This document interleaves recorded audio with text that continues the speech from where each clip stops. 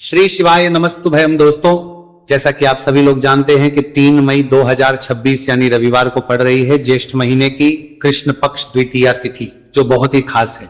और दोस्तों, ये वो तिथि है जो कि ज्येष्ठ महीने में रविवार को पड़ रही है। दोस्तों, इसी दिन किया जाने वाला पंडित जी द्वारा बताया गया एक लाल फूल और एक सफेद फूल वाले उपाय आप लोगों को जरूर करना चाहिए, क्योंकि दोस्तों ये एक ऐसा उपाय है जो कि हर दिन नहीं किया जाता। ज्येष्ठ महीने में जो रविवार की द्वितीया तिथि आती है उसी दिन किया जाता है। अगर आप लोगों ने इस उपाय को नहीं किया है या किसी कारणवश नहीं कर पाए हो तो इस ज्येष्ठ रविवार द्वितीया तिथि के दिन इस उपाय से मत चूकना। दोस्तों देखिए, यह दिन इतना खास होता है, इतना महत्वपूर्ण होता है। देखा गया है कभी कभी बड़े बड़े पूजा पाठ अनुष्ठान से जो मनोकामना पूर्ण नहीं होती है, वह ज्येष्ठ रविवार के दिन एक छोटे से करने से ही आपकी मनोकामना पूर्ण हो जाती है। और बहुत सारे लोगों ने इस उपाय को किया भी है और उनको इस उपाय को करने का फल भी जरूर मिला है। अगर आप लोग भी इस उपाय को इस रविवार के दिन करना चाहते हैं तो आप इस उपाय को करने के लिए को पहले अच्छे से समझ लेना, सुन लेना, उसके बाद करना। आपको इस उपाय का फल जरूर मिलेगा, आपकी सभी मनोकामनाएं पूरी हो जाएंगी। दोस्तों, हम आपको यहां पर बता दें कि ये जो एक लाल फूल और एक सफेद फूल वाले उपाय है, ये उपाय पंडित जी ने अपनी अभी की सीहोर की कथा में ही बताया है।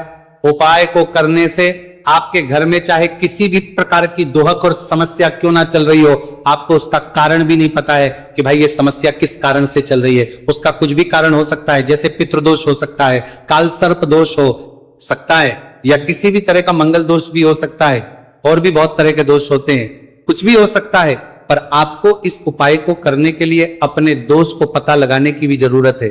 आपके घर में किस कारण से इतनी दुख और परेशानी आ रही है वह भी आपको पता लगाने की जरूरत नहीं। बस रविवार को द्वितीया तिथि के दिन इस उपाय को कर लेना है, क्योंकि इसी एकमात्र उपाय को करने से आपके पूरे घर परिवार में सुख और शांति हो जाएगी। आपके घर में अच्छे अच्छे काम होने लगेंगे। आपकी जो भी मनोकामना होगी वो भी धीरे धीरे करके पूर्ण होना शुरू हो जाएगी। अब हम समझते हैं इस एक लाल फूल और एक सफेद फूल वाले उपाय को आपको करना कैसे है, किसको करना है, किस करना है और कैसे करना है। देखो, उपाय बिल्कुल आसान है, बस समझने वाली बात है। ध्यान से समझिए, उसके बाद ही आप लोग जो है इस उपाय को जरूर कीजिएगा। सबसे पहली चीज हम लोग ये समझते हैं कि इस एक लाल फूल और एक सफेद फूल वाले उपाय को इस आने वाली रविवार द्वितीया तिथि के दिन किसको करना है।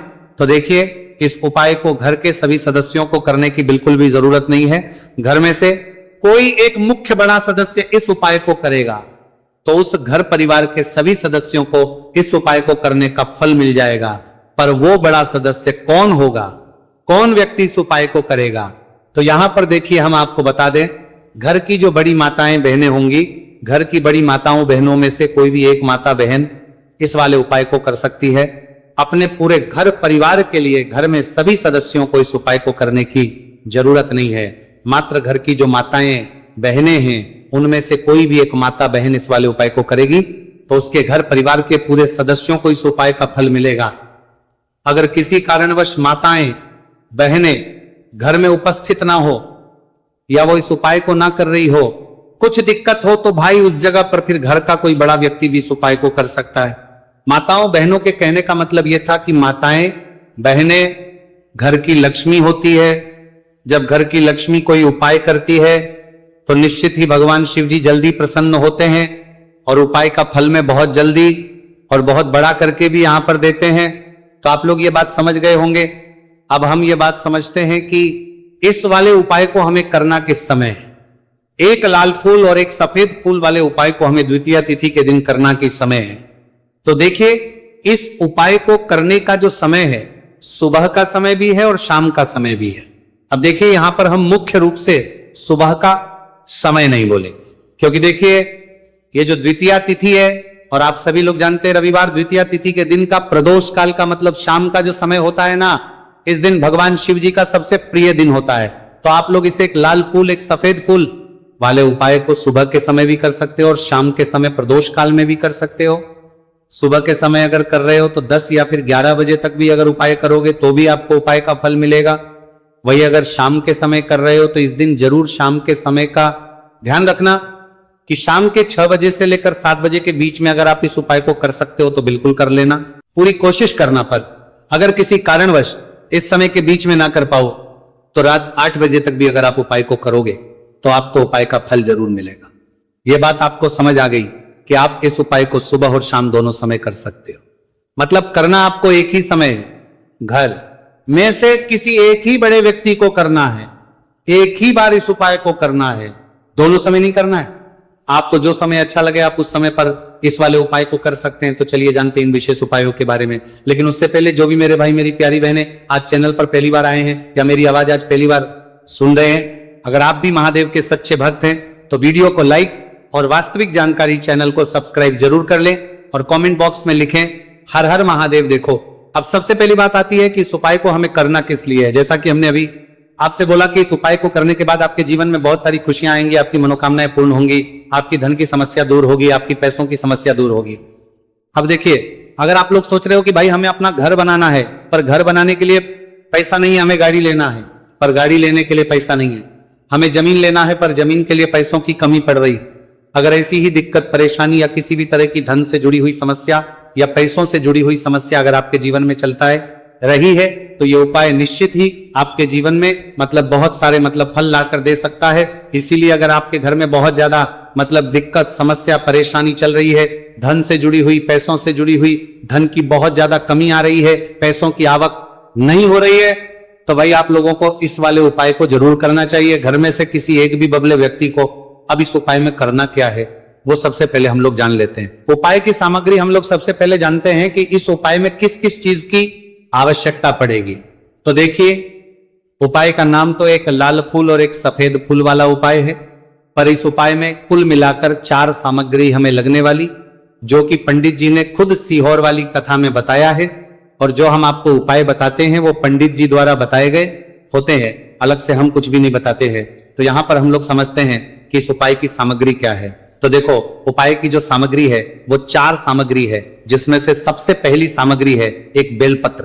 देखो बेलपत्र क्या होती है, बेलपत्र जो शिव की शिवलिंग पर चढ़ती है। दूसरी चीज है एक शमीपत्र, शमीप्र शिवलिंग पर ही चढ़ता है। तीसरी चीज है दोस्तों एक लाल फूल उपाय का नाम है, तो एक यहां पर आपको लाल फूल लेना है। अब ये लाल फूल कौन सा लेना है, देखो शिवलिंग के ऊपर जो लाल फूल चढ़ता हो उनमें से कोई भी एक लाल फूल पसंद कर लेना और वो कहीं से तोड़कर या कहीं से खरीद कर लेकर आना और उस लाल फूल को उपाय में प्रयोग कर लेना। उसके बाद में एक सफेद फूल का विशेष रूप से ध्यान रखना, जो सफेद फूल शिवलिंग पर चढ़ता हो सिर्फ वही सफेद फूल लेकर आना, इसके अलावा कुछ मत लेकर आना, लेकिन केतकी का मत लेना। तो एक एक मात्रा में ही आपको ये चारों सामग्री चाहिए, एक बेलपत्र, एक शमीपत्र, एक लाल फूल और एक सफेद फूल। ये चारों सामग्री आप लोग तैयार करके रख लें। प्रदोष काल में या सुबह के समय जब भी आप इस उपाय को कर रहे हैं, जैसे ही आपके उपाय की सामग्री तैयार हो जाती है तो क्या हम सीधा उपाय को करने के लिए इन चारों सामग्री को मतलब उपाय करने के लिए जा सकते हैं। नहीं तो यहां पर आपको इस बात का ध्यान रखना है कि हम भगवान शिव जी को प्रसन्न करने के लिए तो जा रहे हैं, हम अपनी मनोकामना को पूर्ण करवाने के लिए तो जा रहे हैं, पर हमें यह दर्शाना बिल्कुल भी नहीं है कि हम सिर्फ अपने फायदे के लिए भगवान शिव जी के मंदिर में आए हैं। इसलिए हम इस उपाय को करने के साथ साथ में भगवान शिव जी की पूजन अर्चना के लिए कुछ सामग्री भी जरूर लेकर जाएंगे। जैसे कि सुबह समय अगर आप उपाय को कर रहे हो इस एक लाल फूल और एक सफेद फूल वाले उपाय को, तो भाई सुबह के समय आपको एक लोटा जल लेकर जाना है।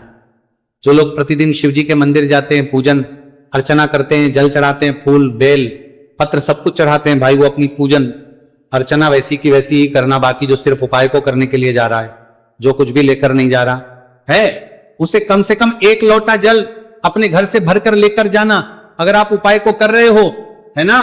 क्योंकि इस वाले उपाय को आप भगवान शिव जी की पूजन अर्चना करने के बाद ही करना। वहीं अगर बात करें शाम के समय की, अगर कोई व्यक्ति शाम के समय प्रदोष काल में इस पूजन अर्चना करने के बाद ही वाले उपाय को कर रहा है, तो भाई आपको मात्र एक घी का दीपक तैयार करना है। ये बात हम हमेशा बोलते हैं, शाम के समय प्रदोष काल में कोई कर रहे हो ना, तो दीपक का विशेष महत्व होता है। रविवार, द्वितीया तिथि, दिन का प्रदोष काल में जो भी व्यक्ति दीपक जलाता है ना भगवान शिव जी के मंदिर में, भाई उसके जीवन से सारी दुख और परेशानियां भी दूर होती हैं। तो भाई इस दिन दीपक का विशेष रूप से ध्यान रखना आप लोग।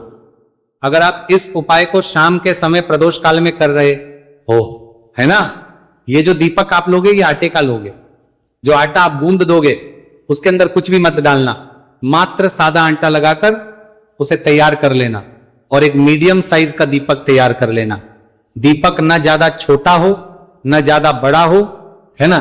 उसके बाद में दीपक आपका तैयार हो जाए तो इसके अंदर जो बत्ती रखोगे वो गोल बत्ती रखोगे। देखो गोल बत्ती भी दो तरह की होगी, एक बाजार की और एक घर वाली। तो कोशिश करना अपने घर में जो रुई रखी हुई है उस रुई से आप लोग एक गोल बत्ती अपने ही हाथों से बनाओ। उपाय का फल अच्छा मिलता है, भगवान शिव जी जल्दी प्रसन्न होते हैं। जब हम किसी भी उपाय को अपने हाथों से परिश्रम करके तैयार करते हैं तो आपको उस दीपक के अंदर एक गोल बत्ती रख देनी है। इसके अंदर जो चीज आप लोग डालोगे वो डालोगे शुद्ध देसी गाय का घी। इस बात का विशेष रूप से ध्यान रखना, शुद्ध देसी गाय का घी ही डालना है, तेल वगैरह नहीं। आज के दिन तो मत डालना, रविवार द्वितीया तिथि के दिन, क्योंकि भगवान शिव जी का सबसे प्रिय दिन और प्रिय समय पर हम लोग इस वाले उपाय को कर रहे हैं। तो थोड़ा सा शुद्ध गाय का घी इतना डालना कि वो दीपक कुछ समय तक चल सके। ना बाजार वाला मिलावटी घी डालना, ना भैंस का घी डालना, शुद्ध देसी गाय का घी। आपको ढूंढने में थोड़ी मतलब मेहनत लगेगी और महंगा भी मिलेगा, पर गाय के घी से भगवान शिव जी प्रसन्न होते हैं और उसी शुद्ध देसी गाय के घी से घर में बरकत भी बनी रहती है और हमारे घर में सुख शांति भी बनी रहती है। इसलिए इस शुद्ध देसी गाय का घी अपने घर में हमेशा रखा करो। वो भगवान शिव जी के कार्यों में भी उपयोग में आता है और उपायों में भी हम लोग प्रयोग कर सकते हैं। तो यहां पर आपकी सारी तैयारियां हो चुकी हैं। उपाय को करते समय शुद्धता का विशेष रूप से ध्यान रखिएगा। सुबह कर रहे हो तो भाई सुबह तो आपको स्नान करना ही करना है, बाकी शाम को कर रहे हो तो शाम को मात्र हाथ मुंह धोकर भी आप लोग इस वाले उपाय को कर सकते हो, कोई दिक्कत वाली बात नहीं है भाई। उपाय की पूरी सामग्री तैयार कर और पूजन सामग्री लेकर आपको भगवान शिव जी के मंदिर पहुंचना है, जो आपके घर के पास में हो, जहां पर शिवलिंग विराजित हो, शिवालय हो, वहां पर आप लोगों को पहुंचना है। और जैसे ही आप भगवान शिव जी के मंदिर में पहुंचते हो वहां जाकर ही उपाय शुरू नहीं करना है, पहले आपको भगवान शिव जी की पूजन अर्चना करना है। पूजन अर्चना कैसे करोगे? सुबह के समय गए हो तो एक लोटा जल वगैरह जो भी पूजन सामग्री लेकर गए हो, उससे पहले पूजन सामग्री आप लोग मतलब पूजन भगवान शिव जी की कर लो। जो व्यक्ति सिर्फ एक लोटा जल लेकर गए हैं वो शिव जी के शिवलिंग पर मात्र एक लोटा जल एक धारा से धीरे धीरे करके चढ़ा लो। अपनी पूजन अर्चना आप लोग जो है पूरी कर लो पहले। उसी के बाद अगर आप शाम के समय कर रहे हो तो पहले जाकर बैठना है भगवान शिव जी के शिवलिंग के पास में। आप जो दीपक तैयार करके लेकर आए हो उस दीपक को पहले जलाना है। ये जो दीपक आप लोग जलाओगे ना, ये किसी और की माचिस से मत जला, अपनी ही माचिस अपने ही घर से लेकर आना और इस दीपक को अपने ही माचिस से जलाना। अगर आपने मंदिर की माचिस या किसी और की माचिस ले ली, इस उपाय को करने में इस उपाय का फल उस व्यक्ति को भी बहुत मिल जाएगा। इस बात का ध्यान रखना, अपने घर से अपनी ही माचिस लेकर जाना और इस दीपक को जलाना। दीपक को जलाने के बाद भगवान शिव जी की शिवलिंग के पास में रख देना। शिवलिंग के इतना पास में मत रखना कि शिव जी को आंच लगे, थोड़ी सी दूरी बनाकर ही जो है इस दीपक को शिवलिंग के पास में आप लोग रख दीजिएगा।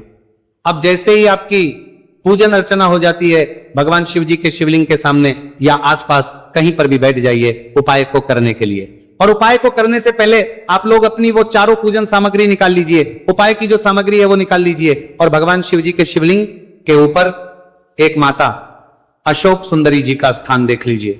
माता अशोक सुंदरी जी का जो स्थान होता है वो जलाधारी के ऊपर होता है, जलाधारी के बिल्कुल बीचों बीच में होता है। आप लोगों ने देखा भी होगा शिवलिंग की जलाधारी होती है, जलाधारी के बिल्कुल बीचों बीच का जो स्थान होगा वो माता अशोक सुंदरी जी का स्थान होगा, क्योंकि यहीं पर हमें ये जो है उपाय को करना है। सबसे पहली चीज अब हम उपाय को करना शुरू करते हैं। आप सबसे पहले अपनी एक बेलपत्र उठा लो। एक बेलपत्र को आपको माता अशोक सुंदरी जी वाले स्थान पर सबसे पहले समर्पित करना है।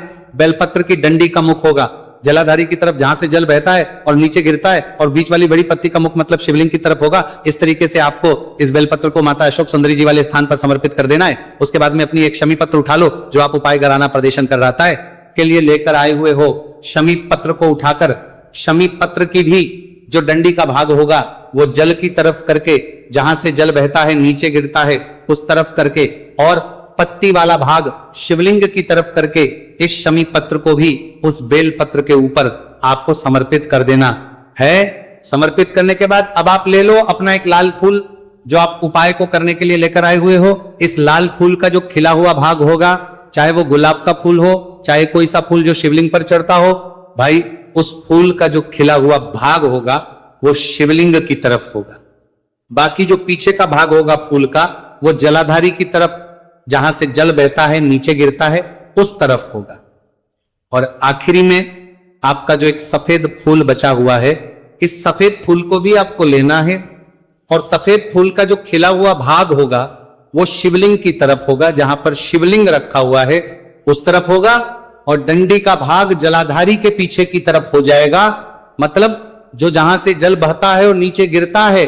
जब आप एक बेलपत्र, एक शमी पत्र और एक लाल फूल, एक सफेद फूल चढ़ा रहे हो तो उस समय आप लोगों को कांता भगवान या कांता चक्र का नाम लेते हुए ही जो है इस उपाय को करना है और भगवान शिवजी और नारायण जी का स्मरण करते हुए ही इस उपाय को आपको करना है। तो जब भी आप एक बेलपत्र, एक शमी पत्र, एक लाल फूल और एक कमी हो रही है, जो भी दुख और समस्या परेशानी चल रही हो आपको अपनी, वो दुख और जो है भगवान शिवजी से उपाय को पूरा करने के बाद वहीं पर पास में बैठकर बोल देना है, हाथ जोड़ के आंखें बंद करके अपनी परेशानी और श्री शिवाय नमस्तु भयम का जाप करना है। दोस्तों, आज हमने इस वीडियो में कुछ उपाय बताए हैं जो आपको करने हैं। अगर आपको वीडियो अच्छी लगी हो तो वीडियो को 1 लाइक और चैनल को सब्सक्राइब जरूर करें। हर हर महादेव।